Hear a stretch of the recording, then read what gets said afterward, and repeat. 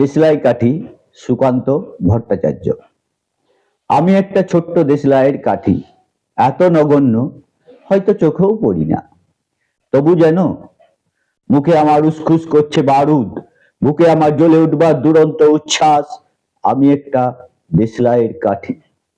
মনে আছে সেদিন হুলস্থুল বেঁধেছিল, ঘরের কোণে জ্বলে উঠেছিল আগুন, আমাকে অবজ্ঞা ভরে না নিভিয়ে ছুঁড়ে ফেলায়।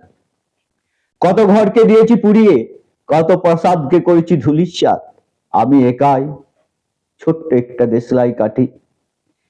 এমনি বহু নগর বহু রাজ্যকে দিতে পারি ছাড়খাড় করে, তবুও অবজ্ঞা করবে আমাদের।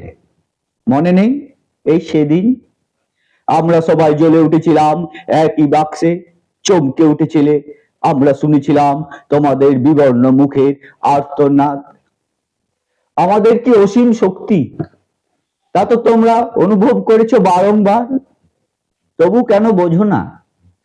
আমরা বন্দি থাকবো না তোমাদের পকেটে পকেটে, আমরা বেরিয়ে পড়বো, আমরা ছড়িয়ে পড়বো শহরে গঞ্জে গ্রামে, দিগন্ত থেকে দিগন্তে।